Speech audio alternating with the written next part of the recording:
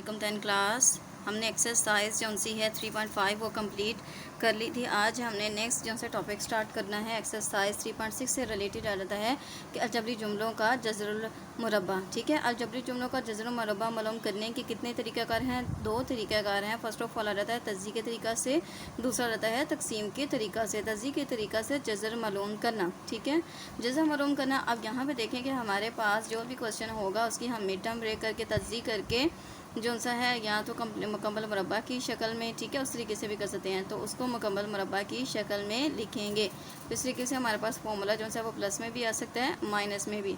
तो मुकम्मल मुरब्बा की शक्ल में लिखेंगे। फिर लिखेंगे जी तरफ़ैन का जज़रुल मुरब्बा लेने से। तरफ़ैन का जज़रुल मुरब्बा लेने से तो क्या होगा कि हमारे पास इस स्टेप पे आके कि इस तरीके से, ठीक है, यहाँ पे हम कह देंगे कि फैन का जज़रुल मुरब्बा लेने से जब कंप्लीट स्केयर फॉर्म में लिखा जाएगा, स्केयर जो है वो स्केयर रूट के साथ हो जाएगा कैंसिल, तो उसके आंसर के साथ आ जाएगा प्लस माइनस। ठीक है, अब हमारे पास आ रहता है, अब देखें कि पास अलजबरी जुमलों का जज़र दो ऐसे जुमलों का मुश्तमिल होता है जो एक दूसरे के जमी मकूस होते हैं। अब ये जो से है ये भी हमारे पास एज ए MCQs इन्फॉर्मेशन आ सकती है। नेक्स्ट देखिए आप एग्जाम्पल नंबर 1 आ जाती है। इससे रिलेटेड एक्सरसाइज 6.3 का क्वेश्चन नंबर 3.6 का क्वेश्चन नंबर 1 होगा, जिसमें आ जाता है 49x² plus 112xy plus 64y²। तो हम लोग जो तज़्ज़ी है कंप्लीट मुकम्मल मुरब्बा की शक्ल में लिखना यूनिट नंबर 2 में भी कर चुके हैं। तो आप लोग यहाँ पे देखें कि हमारे पास जो शक्ल बन रही है कि 49 है, तो हम अंडरस्टूड इसको हम दो तरीक़ों से कर सकते हैं। तो हम यहाँ पे ये देखते हैं कि फ़र्स्ट वैल्यू जो सी है उसको कंप्लीट मुकम्मल मुरब्बा की शक्ल में लिखें तो 7x² आता है। इसी तरीके से जो सेकंड वैल्यू उसको भी मुकम्मल मुरब्बा की शक्ल में लिखें तो 8y² आता है। मतलब कि यहाँ पे इसकी जो फॉर्म है वो ऑब्टेन कर सकते हैं a² plus 2ab plus b²। तो देखें यहाँ पे इसी तरीके से लिखा है 7x² प्लस आ जाता है हमारे पास फॉर्मूले के according 2x plus 8y plus 8y का होल स्क्वायर।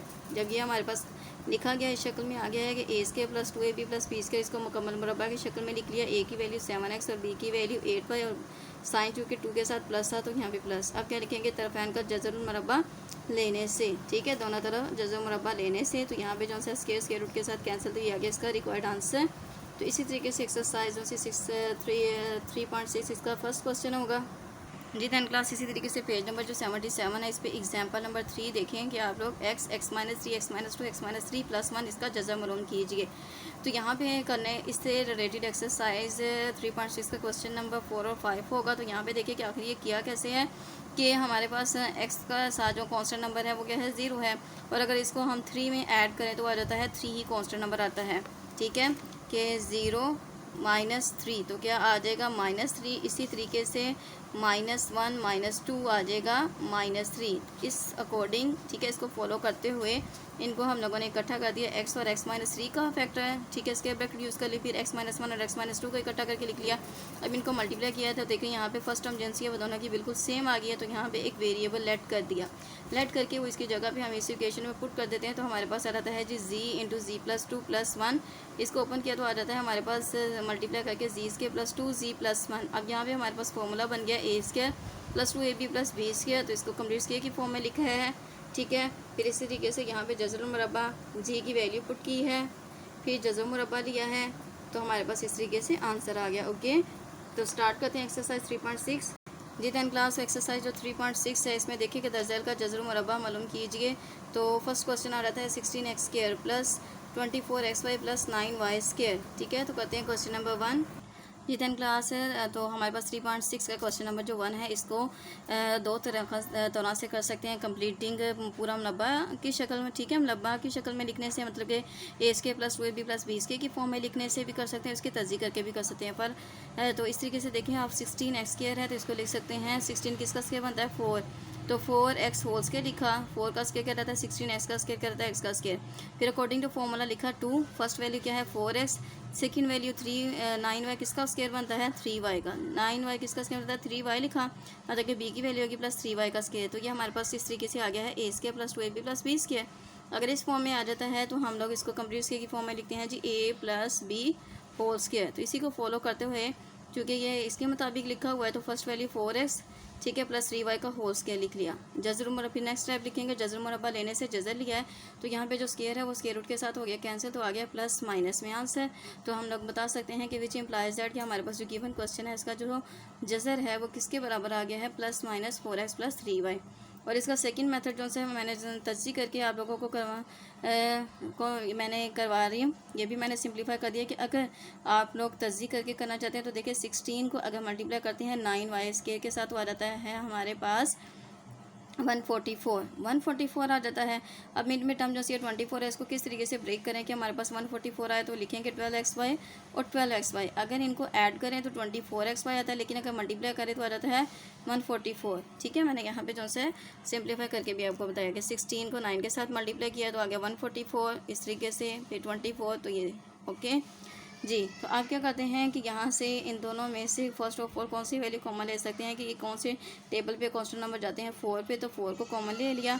और इसके अलावा कौन सा नंबर कॉमन ले सकते हैं, ठीक है, इसकी पावर छोटी है तो इसको कॉमन ले लिया, तो आ गया हमारे पास रिमेनिंग 4 4 से 16x आ गया, एक x बाहर कॉमन ले लिया था, प्लस 4 3 से 12x तो बाहर ले लिया तो आ गया y, प्लस यहाँ ये दोनों किस टेबल पे जा रहे हैं 3 पे, तो यहाँ पे 3 को कॉमन ले लिया और इसके अलावा y को कॉमन ले लिया तो आ गया 3 4 से 12 x एज इट इज़, 3 3 से 9y आ गया।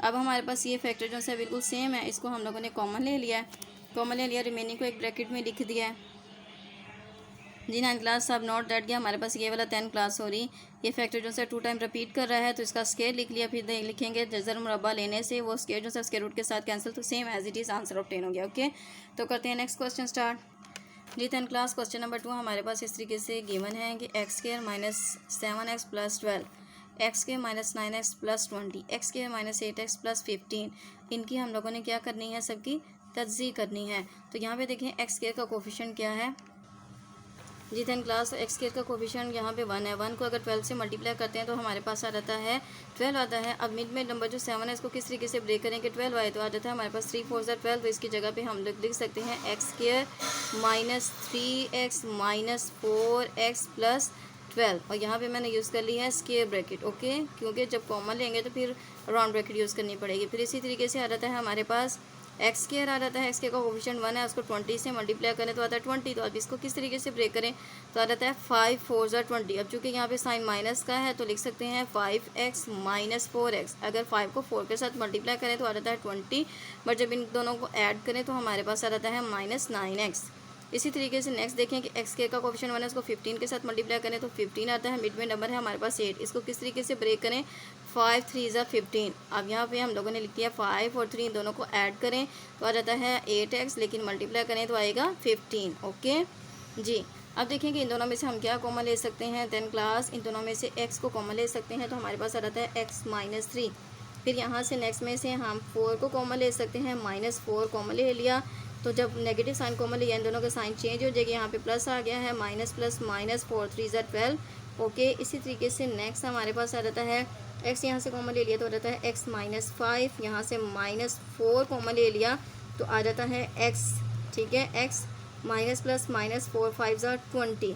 नेक्स्ट हमारे पास है यहाँ से भी x कॉमन ले लिया तो x माइनस 5, फिर यहाँ से माइनस 3, देखें माइनस 3 कॉमन लेंगे तो हमारे पास आ जाता है जी x माइनस, ठीक है, माइनस 3 5 से 15, ठीक है, 3 5 से 15।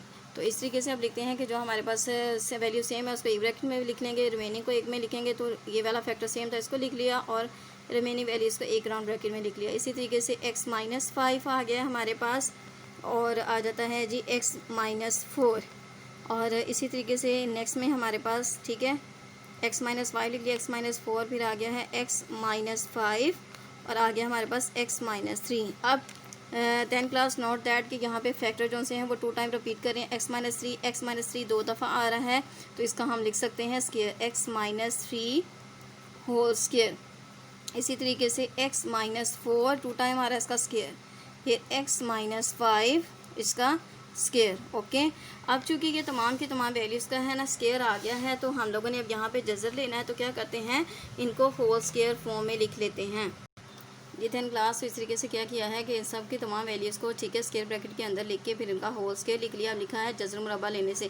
एक्चुअल में जो हमारे पास क्वेश्चन है, ठीक है, उसका हम लोगों ने लेना है। तो क्या होता है कि अगर वैल्यू छोटी हो तो पहले लिख के फिर कह देते हैं कि इज़ इक्वल टू ये वाली वैल्यू इसके बराबर आ रही, फिर लिखा जाता है जी तरफैन का जज़र मुरब्बा लेने से। बट अब हमारे पास ये वैल्यू जो सी कसीर रखनी है, ये काफ़ी ज़्यादा लेंथ में है, तो मैं जस्ट इसी तरीके से लिख रही हूँ जज़र मुरब्बा लेने से। अब जब जज़र मुरब्बा हम लेते हैं तो हमारे पास कुछ इस तरीके से स्टेप आ जाता है। स्क्वायर लिखा, x minus 3, x minus 4, x minus 5 whole square. अब ये स्क्वायर जो सा है वो जज़र मुरब्बा के साथ हो गया कैंसिल, तो यहाँ पे आ जाएगा plus minus x minus 3, x minus 4, x minus 5। तो ये था हमारे पास गिवन जो कसीर रकमियाँ दी गई हैं, ये उनके जज़र मुरब्बा का रिक्वायर्ड आंसर है। ठीक है, तो ये था हमारे पास क्वेश्चन नंबर 2। क्वेश्चन नंबर 2 का method and answer. 10th class देखें। नेक्स्ट हमारे पास जो क्वेश्चन नंबर 3 है वो सेम एज इट इज़ है जैसे कि अभी हम लोगों ने क्वेश्चन नंबर 3 2 जो सा अटैम्प्ट किया है। नेक्स्ट हमारे पास क्वेश्चन नंबर 5 और 4 और 5 का सेम मेथड है। तो इसमें से मैं जैसे आप लोगों को एक क्वेश्चन करवाऊंगी, तो वो करते हैं हम नेक्स्ट वीडियो में।